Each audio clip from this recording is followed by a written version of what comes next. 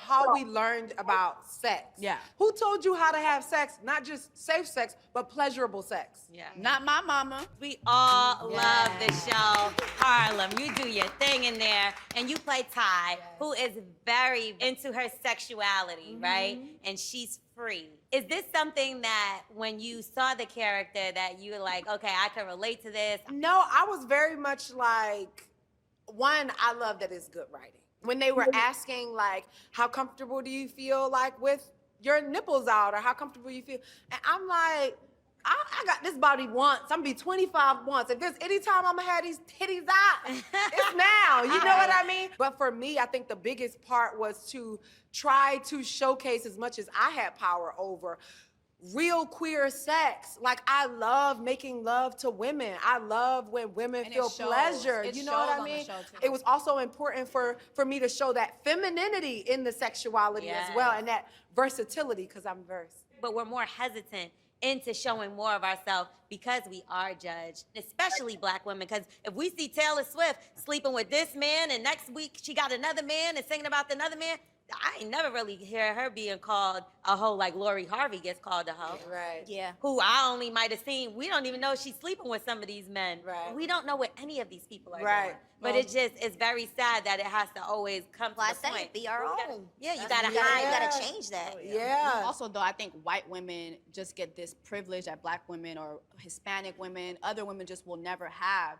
White women are revered. Like, there's a whole culture around protecting the white woman. So many Black women have died. Okay. And Black men have died died. behind The the protection of Black sexuality of a white woman and the protection of, the sexuality of that white woman. And now they all look like light skinned Black women to Hello. me. They all look like, yeah. I can't tell. Yeah. Taylor Swift is the last white woman alive. Literally. She's very vanilla. She's vanilla. She's the only one I know. She's the only one. The rest of them, I'm like, That's a plain vanilla I said yogurt. Keisha. Oh no, that's Sally.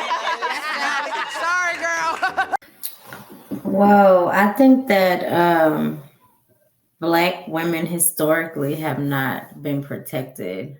So I don't really think that it's a surprise that we are not protected in the media. But I also think that a lot of that also has to do with the way that we portray ourselves to the public eye. Like, I feel like you are your own, worst enemy. So if you're putting those things out there and then you're saying, for example, Amber Rose had the slut walk, right? So this whole walk was about being proud, you know what I'm saying, to be a slut and be able to wear whatever you want to wear. But perception is everything. So if you're walking around like this and that, you're posing a risk to yourself. And it's, people aren't going to want to, even though it's not right, people aren't going to want to per se protect you, in certain instances, just because of how you carry yourself. But I agree with the sentiment that like Black women aren't protected overall, which we've had this conversation a lot on this panel. So I definitely agree that Black women aren't protected. So I'm not surprised that they're not protected in the media. All right. Go ahead, Trev. What are your thoughts about what you've seen in the video, man, this far, and about Black women not being protected in the media? Yeah, so it's, to me, I would say it's a fact that Black women aren't protected in the media. I've tested it myself just to see what's up with that. And I've talked about this before, but, I'll put Black women in the title. And if you're saying something negative, that shit gonna hit, period. I could literally become a millionaire if I want to, just by disparaging Black women, if that's what I wanted to do, right? Easy, very easy, but that's just a fact, right? To me, it's a fact, because I've seen it and I've collected the data, and that's just what it is. The only problem with that is I looked at how that happens. So Black women kind of help the issue, right? And it doesn't mean that it's right, but at the same time, you have to look at What's the cause of it, and how do you stop it? When I do it, women go in there and they feed the algorithm. They feed the algorithm, whether it's in defense or whatever. It doesn't matter. It still feeds the algorithm. They engage and engage and engage and engage and engage like crazy. If I say something good, no, no engagement. So it's just one of them things. If you everyone, including black women, are compelled to engage when something negative is said. When something positive is said, they don't feed the algorithm nearly as much as a whole. That's just what it is. And secondly, I try not to make these crazy statements about, putting people in the bucket and saying all of y'all this and that. And I try to get to the bottom of it and be more pragmatic about it and not just jump into my feelings. But I feel like black women should also do everything that they can to protect their image as well, right? So if you don't want people to look at you in a certain light, then when your peers are behaving in a certain way, then you have to hold them accountable. You have to pull a coat and say, yo, you need to stop doing that, rather than support them and say, oh, well, it's all right. Yeah, let her do what she wants. You can't. When you see people doing nonsense that's going to show you in a bad light and represent you improperly, then you go ahead and you stop that shit. Stop these women. I don't see a lot of policing from other black women to stop the nonsense when you see somebody doing some bullshit. I see more support than anything.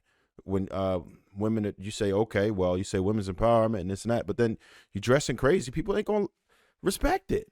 There's a lot of things that we see, but it could be stopped simply by us because we're the machine pushing it half the damn time. We're pushing it. If we don't, first off, we don't really want to put that type of thing out there. And secondly, we don't want to support those types of things to continue to be out there. When you go on your Explorer page, you see a lot of that nonsense. That's because you support it. It's because you engage with it. You have to ignore it and stop the women who you can reach from doing it. All right, go ahead, Coco. Your thoughts about the video and black women not being protected in the media?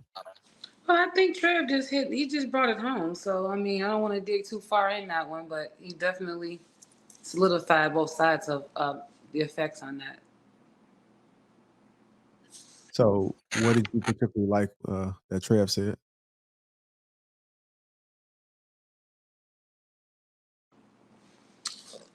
Everything he said. I mean, the supporting part of it.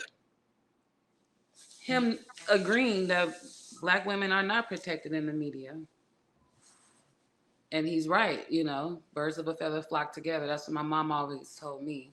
So I have cut off a lot of women in my life because of the way they behave.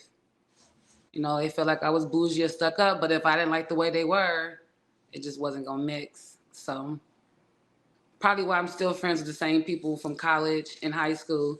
Because as my adult, in my 30s, I've met women, they act a certain way, and I don't align myself with it, so. Can you speak a little bit on that behavior that you don't align yourself with? Like when you say that you have The way they dress. I mean, if you look dirty, I'm probably gonna have even if you the way you dress, you look dirty. If you look slutty, if you just don't look appropriate, it's not for me. I just don't want to be around you.